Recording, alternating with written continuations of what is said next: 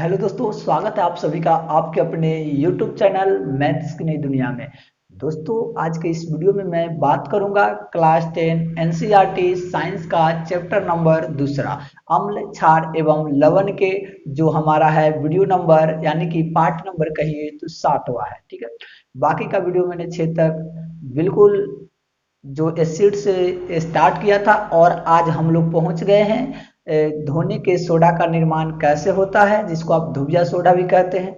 तो इस वीडियो में हम लोग यही पढ़ेंगे कि धोबिया सोडा क्या होता है या धोने का सोडा क्या होता है, इसका रासायनिक नाम क्या है, इसका सूत्र क्या होता है, इसका उपयोग क्या है, इसका निर्माण कैसे होता है। इन सभी क्वेश्चन को मैं आसानी तरीके से आपके सामने प्रस्तुत करूंगा और आप आसानी से इसको समझेंगे। और एग्जाम की दृष्टि से ये बहुत ही इंपॉर्टेंट क्वेश्चन है। जो मैंने आपको 5 लवन पढ़ाया है, जिसमें आज हमारा लवन नंबर 4 है। तो एक और लवन आपको कल इसके बाद वाले वीडियो में पीओपी पढ़ाऊंगा। तो उन सभी वीडियो में से आपका तो एक क्वेश्चन 100% फिक्स है, मतलब लॉन्ग में। उसके बाद ऑब्जेक्टिव क्वेश्चन में तो इससे बहुत सारे क्वेश्चन आएंगे। तो वो ऑब्जेक्टिव क्वेश्चन जो आता है इसी सब से आता है कि इसका नाम क्या है, सूत्र क्या है, रासायनिक क्या है, या इसका निर्माण कौन सी विधि से करते हैं, ये सब में। तो अब वीडियो को एंड तक देखिएगा। मैं आशा करता हूं कि जरूर से जरूर समझ में आएगा। मैं बिल्कुल कोशिश करता हूं कि कमजोर से कमजोर विद्यार्थी जो आज तक कुछ जानता भी नहीं हो उसको भी समझाने की कोशिश करता हूं, इसलिए आप घबराइए मत, आपको समझ में जरूर आएगा और अच्छे तरीकों से आएगा। तो देखिए, पहले जान लेते हैं धोने का सोडा या इसको कोई धोबिया सोडा भी कहता है। तो इसका अब हम लोग सूत्र देख लेते हैं। तो इसका जो सूत्र होता है Na2CO3 इंटू 10H2 होता है। Na2CO3 इंटू 10H2 इसका सूत्र होता है। रासायनिक नाम देख लेते हैं। तो देखिए ये क्या है, सोडियम कार्बोनेट है, तो नाम लिख देंगे सोडियम कार्बोनेट। ठीक है, सोडियम कार्बोनेट। अब देखिए हाइड्रो इसको H2O को क्या कहते हैं, हाइड्रेट कहते हैं, जल को हाइड्रेट कहते हैं। लेकिन यहाँ एक अणु नहीं है, 10 अणु है, तो 10 अणु को डेका कहेंगे, जो आपको चौथे चैप्टर में भी बहुत अच्छे से पढ़ना है। तो ये इसका पहले जान लीजिए, ये हाइड्रेट है, ये 10 है, तो मतलब डेका हाइड्रेट, डेका हाइड्रेट।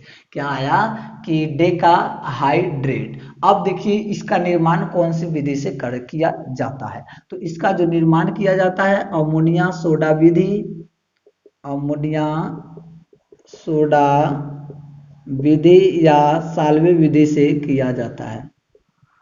इसका जो निर्माण किया जाता है अमोनिया सोडा विधि या साल्वे विधि से किया जाता है। जैसा कि इसके पहले जो मैंने एक पढ़ाया था बेकिंग सोडा, उसमें भी यही विधि का यूज हुआ था। तो अमोनिया सोडा या साल्वे विधि में क्या होता है वो यहाँ पे मैं आपको लिख देता हूँ कि इसमें सबसे पहले सोडियम क्लोराइड, सॉरी यहाँ से लिखते हैं, सोडियम क्लोराइड प्लस क्या मिलाते हैं, थोड़ा जल मिलाते हैं, फिर कार्बन डाइऑक्साइड मिलाते हैं, फिर क्या मिलाते हैं, अमोनिया। जब ये रिएक्शन करता है तो आपको क्या बनता है, NH4Cl प्लस जो आपका बन जाता है NaHCO3। NaHCO3 ये क्या है, तो यही है किस जिसको हम खाने का सोडा कहते हैं, जो आपको पहले वाले में पढ़ाया गया है, इससे पिछले वाला वीडियो में लवन नंबर तीसरा में। अब देखिए इसके बाद क्या होता है, ये तो हो गया अमोनिया सोडा या साल्वे विधि। इसके बाद यहाँ पे जो प्रोसेस होता है वो NaHCO3 को गर्म किया जाता है। गर्म का साइन ऐसे लगाते हैं, एक त्रिभुज का साइन आप बना दीजिएगा तो इसका मतलब हुआ कि ये गर्म हुआ। तो ये जब बन जाता है Na2CO3 into H2O, sorry plus H2O plus CO2 बन जाता है। यानी कि कुछ जल बना और कार्बन डाइऑक्साइड बना और Na2CO3 बन गया। अब देखिए क्या होता है, Na2CO3 के जब वायु में छोड़ दिया जाता है, मतलब जब इसको वायु में छोड़ दिया जाता है तो ये जो है ना Na2CO3 बनेगा और वायु से 10 एटम हाइड्रोजन का ले लेता है। यानी कि 10 अणु जो होता है वो हाइड्रोजन बोला मैंने, जल का 10 अणु ले लेता है।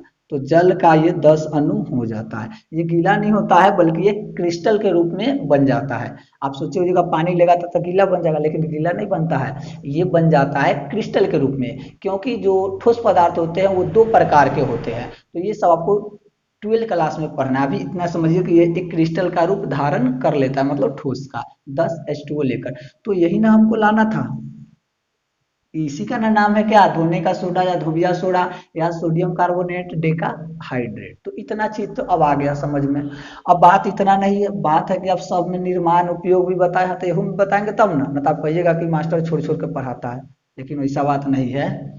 देखिए यहाँ पे उपयोग, तो इसका मैं उपयोग लिखता हूँ। अब देखिए इसका उपयोग सबसे पहले का, तो पहला तो है कि इसको धोने के सोडा से नाम से क्या पता चल रहा है कि कपड़ा धोने में, लिख देते हैं कपड़ा धोने में, ठीक है। दूसरा जो यूज होता है ये साबुन, साबुन कागज बनाने में इसका यूज किया जाता है, ठीक है। इसका यूज कपड़ा धोने में और साबुन बनाने में किया जाता है। उसके बाद जल की अस्थाई कठोरता हटाने के लिए, यहाँ पे दिख रहा है, इस पे थोड़ा ना, ये थोड़ा लाइट का ये आ गया, देख सकते हैं, कोई दिक्कत नहीं है। अब देखिए जल की अस्थाई, तीसरा है जल की अस्थाई कठोरता हटाने में, अस्थाई कठोरता हटाने में तीसरा यूज ये हो गया। अब आप कहिएगा कि जल की अस्थाई कठोरता का मतलब क्या होता है, तो देखिए कैल्शियम और मैग्नीशियम जो पानी का लवण होता है, ध्यान दीजिएगा, कैल्शियम और मैग्नीशियम जो लवण पानी के जो लवण होता है इसकी सहायता से जो बनता है वही क्या कहलाता है, कठोर जल कहलाता है। कठोर जल यानी कैल्शियम और मैग्नीशियम जब पानी में मिला हुआ रहता है ना, जो लवण बनता है वही कठोर जल क्या होता है। ये हो गया आपको कि उपयोग। एक बार और सुनिए कि धोने को सोडा को धोबिया सोडा भी कहते हैं। इसका जो सूत्र होता है Na2CO3 10H2O होता है। इसका जो नाम है सोडियम कार्बोनेट डेका हाइड्रेट है। चलिए अब देखिए निर्माण जो होता है अमोनिया सोडा विधि या साल्वे विधि में से होता है। अब अमोनिया सोडा विधि क्या होता है, तो सोडियम क्लोराइड में जल, कार्बन डाइऑक्साइड और अमोनिया, जब ये सब कुछ मिला देते हैं तो इसी को कहते हैं साल्वे विधि या अमोनिया सोडा विधि।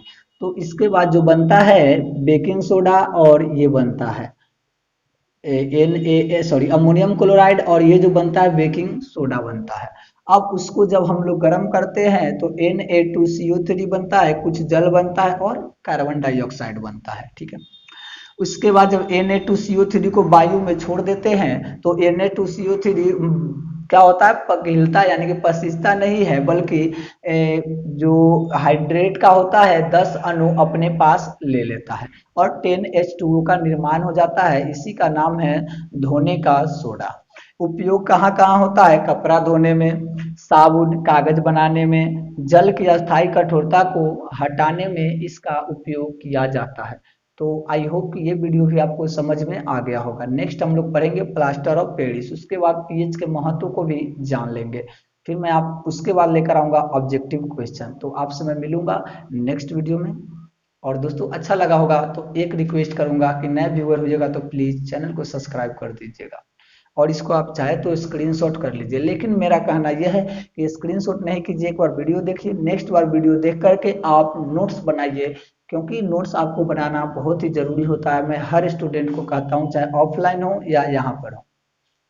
फिर मैं यही बात सजेस्ट करूंगा कि आप नोट्स बनाइए, जितना नोट्स बनाएंगे वो समझिए आपका अपना हो गया, और जो कॉपी में रह गया या जो बोर्ड पे रह गया, मोबाइल में स्क्रीनशॉट रह गया, समझिए वो वैसे ही रह गया। फिर मैं मिलूंगा नेक्स्ट वीडियो में, तब तक के लिए आप लोग का बहुत बहुत धन्यवाद।